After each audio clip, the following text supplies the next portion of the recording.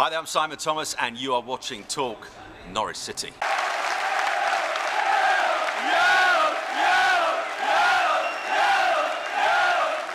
Hey, what's going down, guys? Talk Norwich City here, back for my preferred 11 versus West Bromwich Albion. The game is coming up this Saturday, of course, at Carrow Road, and is sure to be a massive game, probably the biggest game of the season. And after the humiliation we saw at St James's Park last weekend, there's been some changes in my preferred 11. I'm going to talk you through why I've changed some players and why I've kept some players in there. So, let's get straight into it. So, in goal, John Ruddy. Now, I just want to reiterate to you guys just how close I think John Ruddy is to being dropped for Declan Rudd. Now, that might seem a bit ludicrous, but let's not forget, 6 shots on target, 6 goals.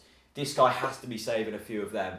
I like John Ruddy. I think he's a solid keeper, but we shouldn't be afraid of dropping him. We have got a keeper in the ranks, Declan Rudd, who has experience. He was incredible on his loan spell at Preston. He's played a hell of a lot of youth football. He's played first team games for us, and he is a quality keeper. If John Ruddy isn't performing in the next couple of games, and Declan Rudd performs against Everton in the Cup, I'm sorry, but I think Ruddy has to be dropped for a couple of games just to see how Declan Rudd does. But I'm not saying Ruddy's a bad keeper. I'm just saying he does maybe need to pick his performances up in case he does get dropped. You know, that Alex Neil isn't afraid of dropping people, and that's a good thing. And this guy needs to pick his game up. But still, I'm sticking him in there. I believe in him.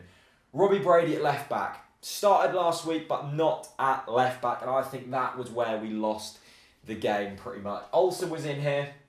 Olsen hasn't been that great this season, and Olsen was running so far forwards, and Brady was sort of staying up there that we were left with massive gaps at that left back position. And if you saw the Newcastle, especially in the first half, the Newcastle performance, I think it changed a bit in the second half, but they were just throwing so many men down this side and creating all kinds of problems.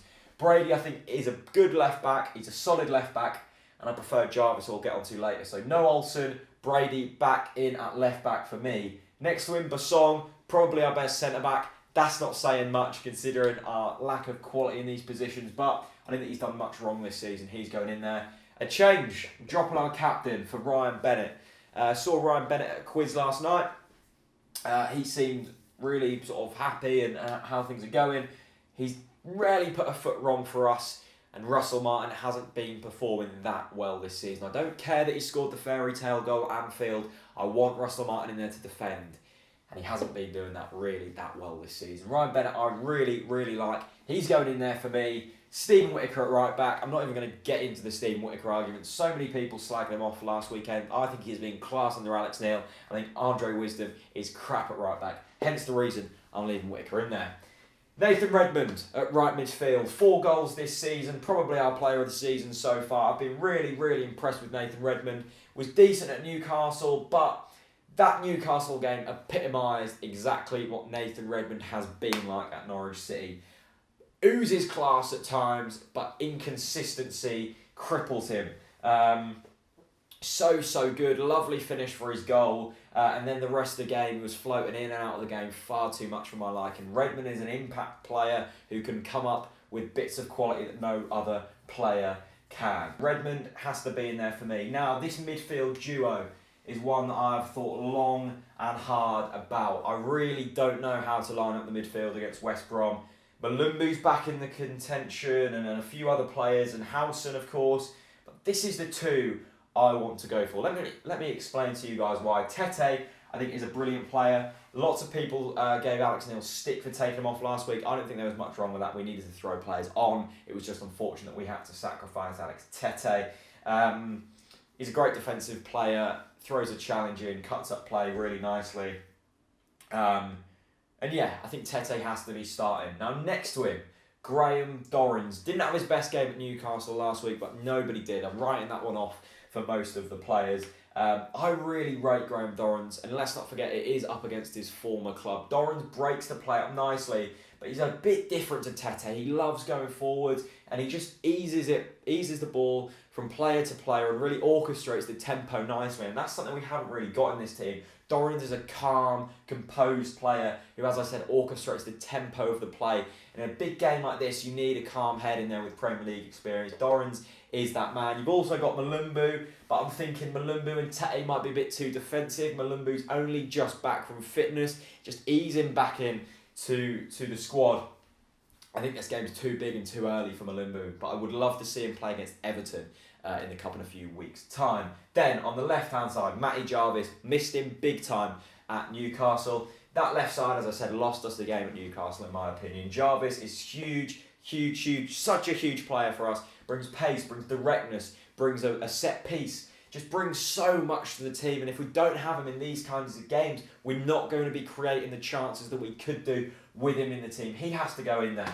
Now, I've just realised I've only got 10 players on my starting lineup, and that's why, because I haven't put the Irish Messi in there. Because it's obvious. He starts every home game. He has to start every home game. The Irish Messi goes in there, fills the gap. He brought so much creativity to the team last week. And with the runs of McCartney, it really complements him nicely. The Irish Messi, Wes Hoolahan, obviously starts in my preferred 11. McCartney up top, another position which is hot under competition at the moment, which is good to see. Scored a goal last week, scored a goal against Leicester. That means 2 in 2 for Diamersi and McCartney. I love this man. Love him. He brings so much to the team. It's more than his finish and his powerfulness. His intelligent runs are just so good. You won't understand this guy's runs unless you watch him for the whole 90 and really concentrate on what he does. He sort of came to the light in that West Brom game in the Cup. His runs off the ball and the way he moves and pulls players out for other players just complements Hoolahan so nicely. And that's something that Cameron Jerome and Kyle Lafferty don't really do. He's a different type of player with a finish on him. 2 goals in 2. That's fantastic. The only thing I worry about with McCartney is his communication. He still can't speak English. He had a couple of times last week when Wes Hoolahan should have really played the ball into him, but Wes Hoolahan sort of had his head down. I don't think he really realised where McCartney was. And if McCartney's not being able to communicate effectively with Wes Hoolahan, that could be an issue. But I'm sure all he needs to know, pass, shoot, all of that good stuff, and he'll be fine. So that's sort of the team I'm going for. Now, I've indicated some possible options off the bench or other players who could be in contention. Obviously, Johnny Howson, a fantastic player, but I've dropped him only because of his form in the last couple of games. I think he was wasted out on the right against Leicester, and I think he had a very ineffective game against Newcastle. So I've left him out of the side. I've left Martin out of the side. That means we need a new captain.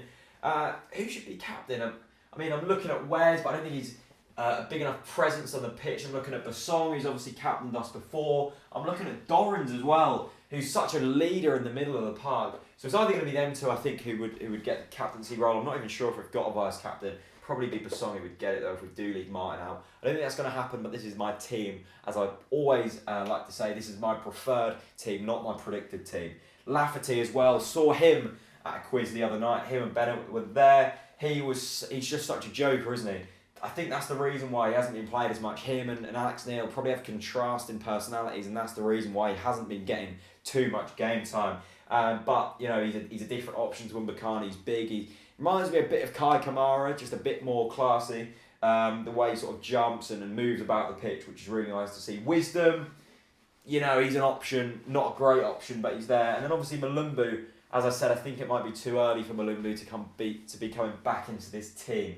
But I think that is a very solid team and one that can, you know, do well against a West Brom team that we need to beat.